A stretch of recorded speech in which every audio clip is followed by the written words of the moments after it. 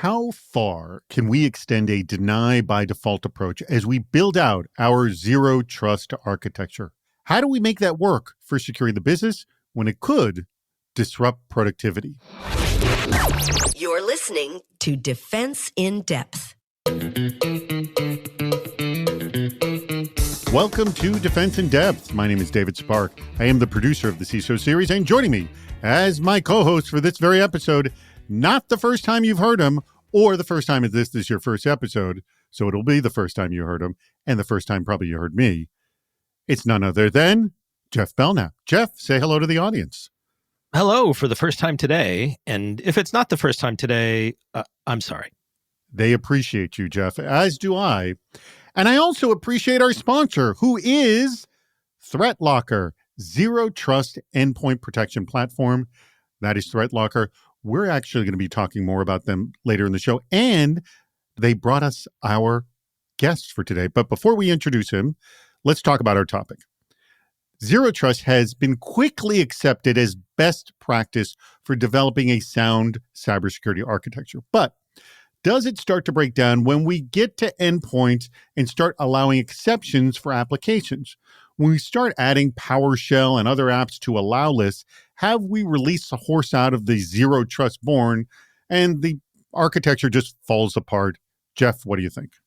Yes, that's it. As soon as you add PowerShell, it's all over. No, look, I think at a very high level, one of the key principles in zero trust can be, use least privilege access. And you can decide how you want to do that, but it's not don't allow anything ever. It's not don't ever work. It is be smart about how you make those choices. And I think our guest today can really help us sort of sharpen that thinking. And let's get to that. I am very thrilled to have our guest today, all the way from Dublin, Ireland. He is our sponsor guest from ThreatLocker, the Chief Product Officer, none other than Rob Allen. Rob, thank you so much for joining us. No problem at all, Dave. It's a pleasure to be here. Where does this effort fall flat? Andrew Wilder of Community Veterinary Partners says, Zero Trust is a great idea, but needs to be implemented from the beginning. Trying to retrofit deny by default into an environment that was built differently will lead to chaos. Of course, you can stop the bleeding and start implementing this moving forward, but you will still have a giant backlog of access issues. And Chris Yu, who's a consultant, said, quote, grafting over porous architecture into a deny by default platform can have more pain if there's no documentation and whoever wrote/supported the migration target is unreachable. Stop and talk to whoever was responsible for the monitoring and inventory, drill through whatever Swiss cheese they handed you, and get that solid. So, Jeff, this sounds like a security, program says, all right, we're going to now go zero trust, and you start to roll that out, and that becomes a painful experience. Have you been in that space before? No, every place that I've worked, especially if you're one of my former colleagues listening, has been perfect in every way. We knew every piece of software and every network connection in the environment, and everything was perfect. But if you work in an environment unlike the ones I've worked in, it can be very challenging. A lot of, we sort of talked about this at the top, a lot of what we're trying to do, even as security practitioners, is enable the business. And certainly, sometimes what happens when security practitioners are not always involved in every decision is we lean a little too hard on enable and not enough on protecting the business or making wise, risk-informed decisions. So yeah, it can be very difficult to start if you didn't start from a thoughtful zero trust perspective to begin with, but you really have to at some point rip off the Band-Aid and really try. And there's no better time to do that than now.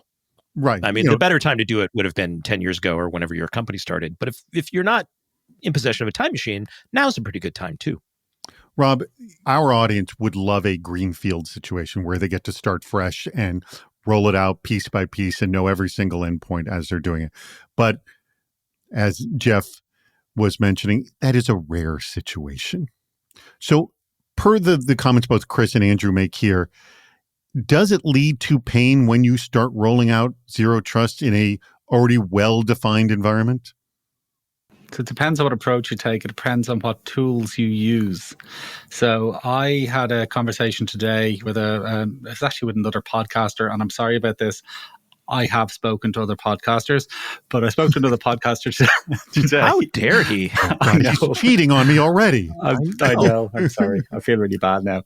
Go ahead. But yeah, so I was speaking to somebody else today about it, and they mentioned other tools that are available, and they mentioned a certain allow listing tool which is built into Windows, and they mentioned that it can be challenging, it can be difficult, it can be overwhelming to try and implement that tool. And I absolutely agreed with them.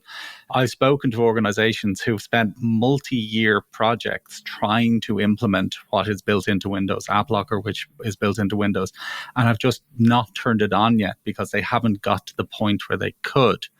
So it absolutely can be difficult, but I suppose the point is it need not be difficult. There are other tools available to do it that make it easy, manageable, and attainable without that pain.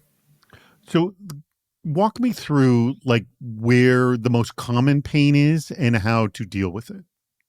Well, the first thing is assessing what's in the environment. So that itself is a scary thought. I mean, one of the things that always is I find very interesting is when we work with customers, when we deploy an agent, when we catalog what's in their environment, there are always surprises. There are always things running on their machines that they had no idea was there. That's always the case, always. Correct, absolutely. But again, it's when it starts being dangerous things. It's when it's things like remote access tools. I mean, what organization can honestly say how many remote access tools are running on machines in their environment? I would argue very few, because they've no visibility. They don't know what's happening on their machines. And again, things like remote access tools are not going to get blocked by your traditional security tools. They're not inherently bad applications, but do you want a remote access tool like, TeamViewer or AnyDesk or LogMeIn to run on every machine in your environment? Absolutely not. What needs to be considered? Mauricio Ortiz of Merck said, quote, "The deny by default idea would get you fired quickly." Okay, by the way, we're going to address this term deny by default, but let me go on with Mauricio's comment. It goes against the mantra of enabling the business to innovate and be agile. The zero in ZTA, zero trust access, is misleading, as you must trust or allow some risky transactions or activities, but the key is to understand what are those and implement controls and monitor them to prevent abuse or threats. Tolga Kislema of the Dominican University of California said, quote, "I think the right answer is it depends." Oh, he's talking to you, Rob. How well it'll work is based on the context of every organization/industry. They have different cultures, different risk perspectives, capacity, appetite, tolerance. Try to answer this question for a higher education institution versus a military defense organization. The technical aspects of cybersecurity should be aligned with business objectives and outcomes as a business enabler. All right. I want you to first, because it is a hot button term that gets people a little wound up, as it did Mauricio here. The deny by default as you approach it with ThreatLock, and I want you to feel free to explain how you guys approach it over there. How does that work? So I'm going to shock you, but I'm going to disagree with Maurizio. Okay, it will not get you fired. Yes. The thing about the majority of users and the majority of organizations is that they do the same things with the same software every single day. They use Office. More than likely they use Office. It's pretty ubiquitous at this stage. They use browsers, video conferencing tools, probably a line of business application or 2 or 3. But most users don't really step outside those boundaries. Most users don't really need to step outside those boundaries. And fundamentally, that's what we're talking about here. We're talking about controls. We're talking about setting boundaries around what users are allowed to do. So as long as they stay within those boundaries, there is no denied. There is nothing getting blocked. There's nothing getting in their way. Now, if they step outside those boundaries and try and run a random Chrome extension, coupon clipper, or 7-zip, or some other random piece of software that hasn't been approved, absolutely, it is going to get blocked or it is going to get stopped. But that's to the organization's benefit, because realistically, every piece of software that runs is potentially dangerous. I like to say to people, when you think about everything that you use in your computer, whether it be Chrome or Zoom or Office or anything. Assume all that software is full of holes, because it probably is. There's vulnerabilities in pretty much everything. I mean, look at an average Patch Tuesday from Microsoft. The amount of vulnerabilities, 0 days that are fixed every single month. But our suggestion of deny by default, it basically means that assume that software is vulnerable, okay? Assume it can be exploited. What's the next thing that will happen in most cases? It's something will run. So whether it be a piece of malware or, as I said, a rat, something along those lines, it's something will run. Now, if you stop that something from running, that is that breach, that attack stopped at source. I know it was mentioned at the very beginning about PowerShell and how having PowerShell in an environment immediately negates allow listing or zero trust approach. It absolutely doesn't. The point with something like PowerShell is not about stopping it from running, because it's a useful tool and it's a valuable tool for most administrators. It's about controlling what it can do. Okay, so denying by default what PowerShell is allowed to do. So does PowerShell need to access every single file in the organization? Absolutely not. So why would you let it access every single file in the organization? Does PowerShell need to access the entire internet? Short answer, absolutely not. So similarly, why would you let it access the entire internet? The idea is to limit the capabilities of the software that you're allowing. Correct. Absolutely. So again, it's just expanding on that concept of deny by default. So we're not just talking about what can run and what can't run, although what can run and what can't run is obviously very important. We're also talking or extending that to what things can do when they're running. And it's not just PowerShell, it's all of those other dangerous Windows components, those things that are sitting on our computers right now that can be weaponized and used against us. Jeff, I am throwing this to you. How do you approach the deny by default? And do you use a different term because you think it may be like very loaded when people hear it? Well, I think the way I think about it is just the broader term of use least privileged access, right? And verify explicitly. So, that is just another way to frame deny by default. And what, to be clear, what we're saying is not ban anything from running unless it's been pre-blessed and signed and et cetera ahead of time. Although certainly I'm sure there are environments where that's appropriate. What we're saying is don't let anything have broad access by default just by virtue of it being on the device or on the network. Ensure that this is either a program or an identity or a systems token that should exist, that has reasonable access, that's coming from a reasonable location, a reasonable machine, whatever it might be, and only grant it enough access that it needs, which means you, your system or you as an individual, need to have enough context about what's appropriate. I think, just what Rob said a minute ago about PowerShell, you can't just go, well, you can, but I don't recommend this. You can't just go, I allow PowerShell to run on every computer in my environment globally with full access to everything and egress to the internet. That is one choice, and certainly your threat actors that may be interested in you will thank you for that choice. But you need to have some context ahead of time of what is PowerShell doing? What are these pieces of software that I've implemented or I'm allowing to run in my environment doing? What's appropriate, what's not? And making runtime decisions based on that context. And that sounds really straightforward, and it is, but the trick is building that context and understanding and building an environment where you can make those decisions. And that's where a lot of people get hung up. Well, our sponsor is the fantastic company of ThreatLocker, and let me tell you a little bit about them. So let me ask you, audience, do zero-day exploits and supply chain attacks keep you up at night? Of course they do. You work in cybersecurity. What other things just scary about cyber? Well, you don't have to worry anymore. You can actually harden your security with ThreatLocker. Imagine taking a proactive, deny by default, we've been talking about it, approach to cybersecurity, blocking every action, process, and user unless specifically authorized by your team. Just what Rob was talking about. ThreatLocker helps you do this and provides a full audit of every action. That's good. Allowed or blocked for risk management and compliance. Onboarding and operation is fully supported by their US-based support team. Stop the exploitation of trusted applications with your organization to keep you running efficiently and secure, protected from ransomware. Worldwide, companies like JetBlue trust ThreatLocker to secure their data and keep their business operations flying high. You don't need to be an airline to use it. Let me point that out. To learn more about how ThreatLocker can mitigate unknown threats and ensure compliance for your organization, just go to their website. That is threatlocker.com. It's spelled just the way it sounds. The word threat, THREAT, then locker, LOCKER.com. Check them out. Who owns this issue? Richard Splain of Merdloon Consulting said, quote, viewing ZTNA, we're talking about zero trust access, as an impediment, draconian, or is an overburdensome is like viewing ISO or SOX in the same way. We can view these as opportunities to adopt best practices, guidance to inform our strategy, or a framework to ensure a thorough security architecture is implemented. I view zero trust similar to the idea of design for Six Sigma. Get the design right to prevent the exception. I like that. Jarek Beeson, who's the CISO over at WM, said, quote, zero trust marketing problem is the word zero.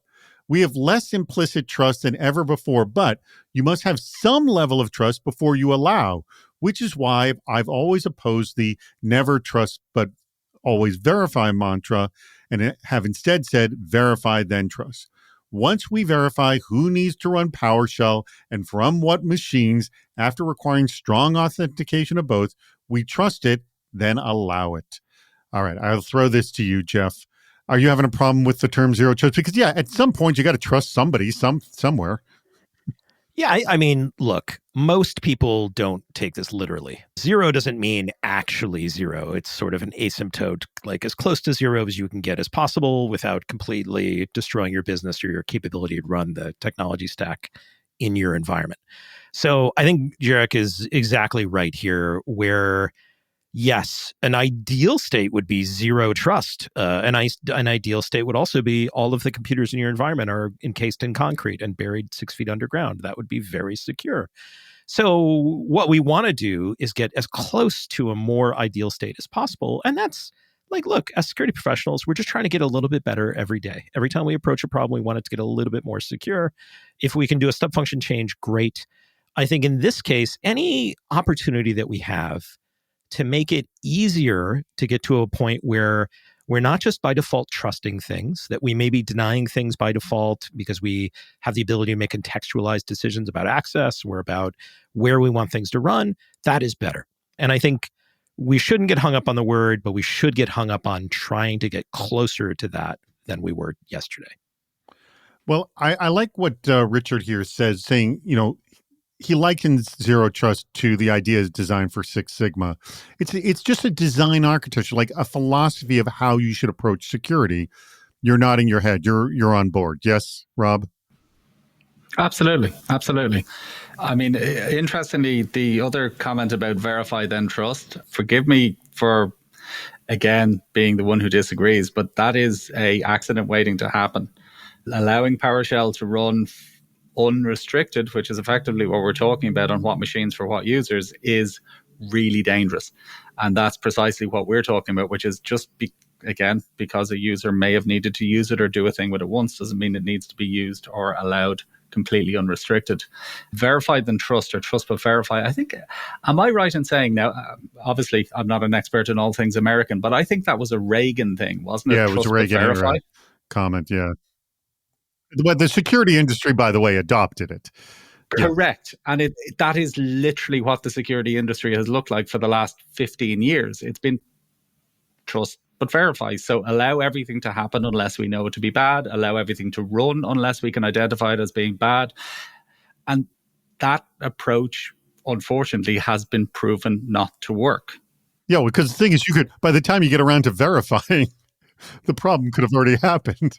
Absolutely. And realistically, if your strategy is to wait for something identified as bad to run, then the fact is it's probably too late.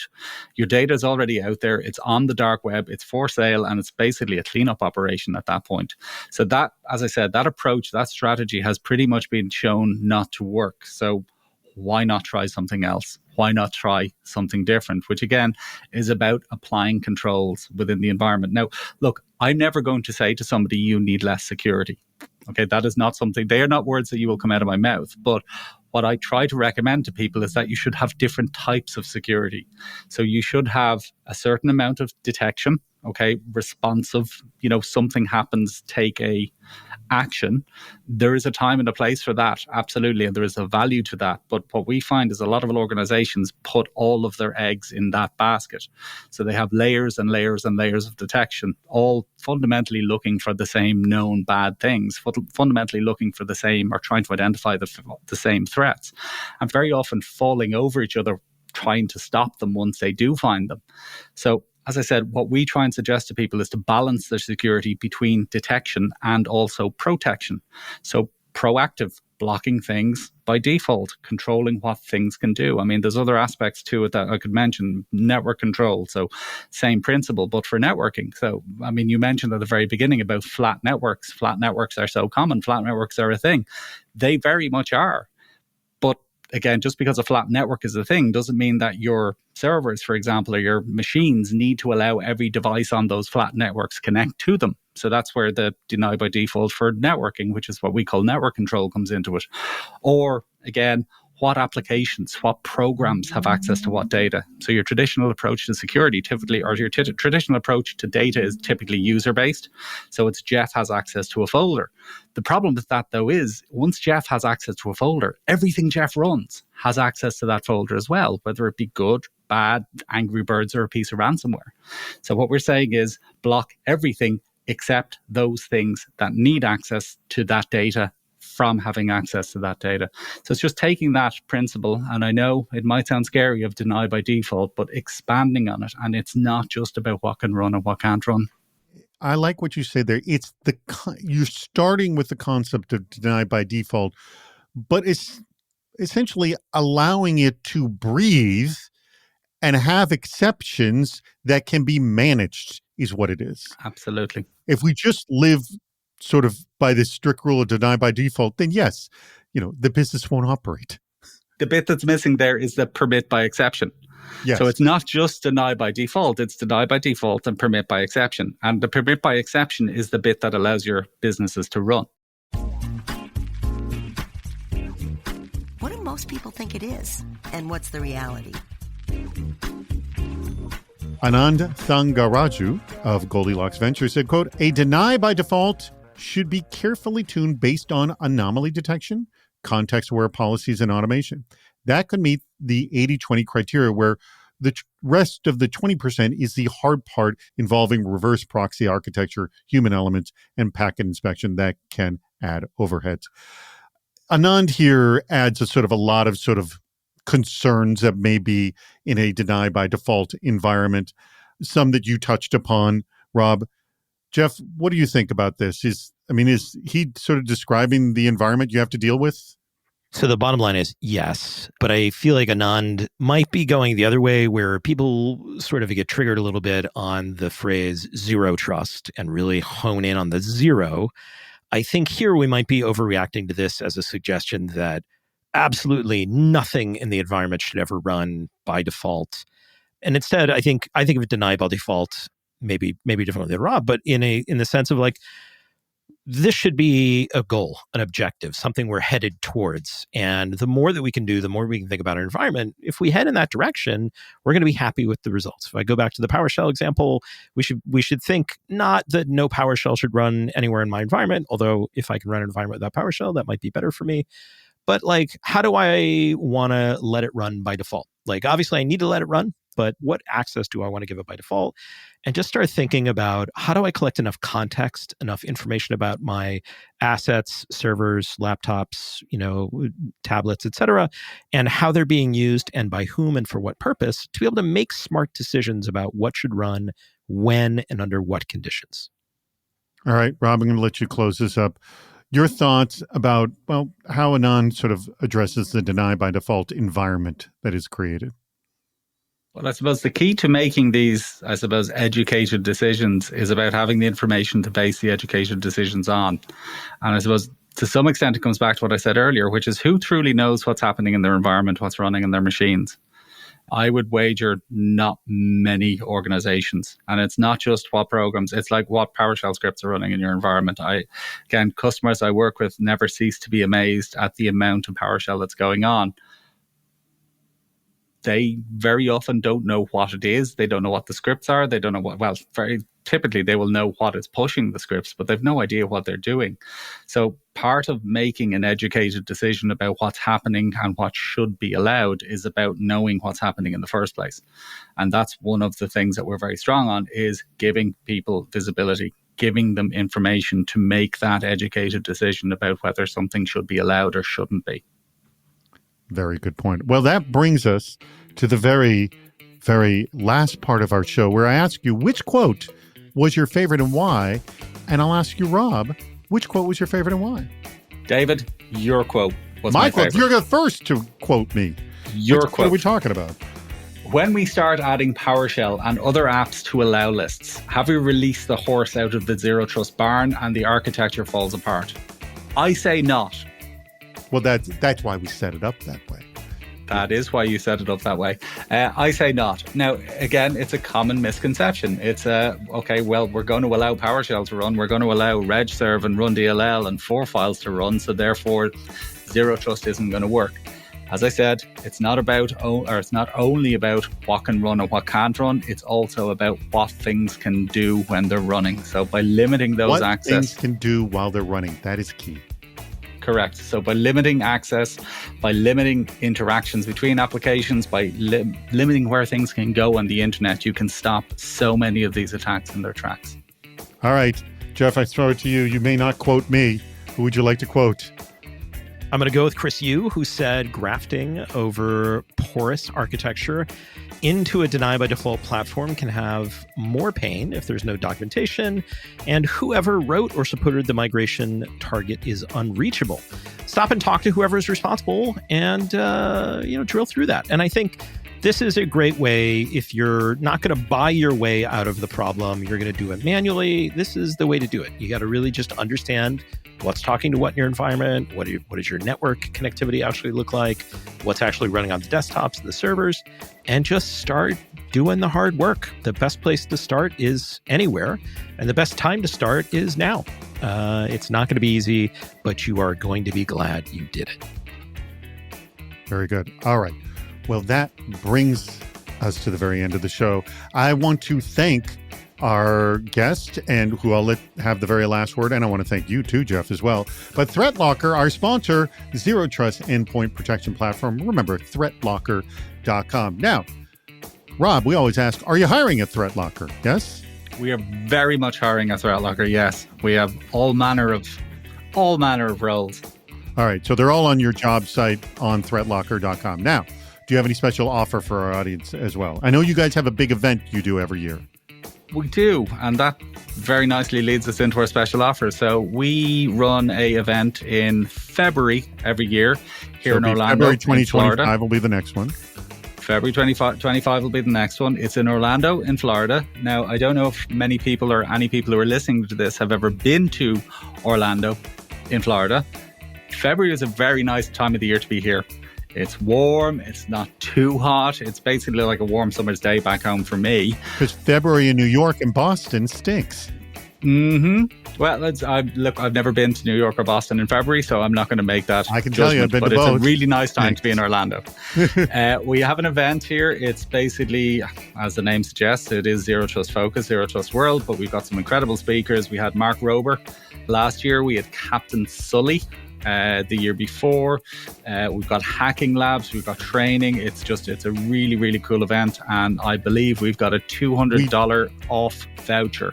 Yes, we do have a coupon code. I will say what it is, but we will also put it onto our blog post. It's, for those listening, it's ZTW, so Zero Trust World, ZTW Defense 25. ZTW Defense 25. If you can't remember that, just go to the blog post for this episode. You will see it published there as well. Thank you very much, Rob. Thank you, ThreatLocker. Thank you very much, Jeff. And thank you, audience. We greatly appreciate your contributions and for listening to Defense in Depth. We've reached the end of Defense in Depth. Make sure to subscribe so you don't miss yet another hot topic in cybersecurity. This show thrives on your contributions. Please write a review, leave a comment on LinkedIn or on our site, CISOseries.com, where you'll also see plenty of ways to participate, including recording a question or a comment for the show. If you're interested in sponsoring the podcast, contact David Spark directly at david@cisoseries.com. Thank you for listening to Defense in Depth.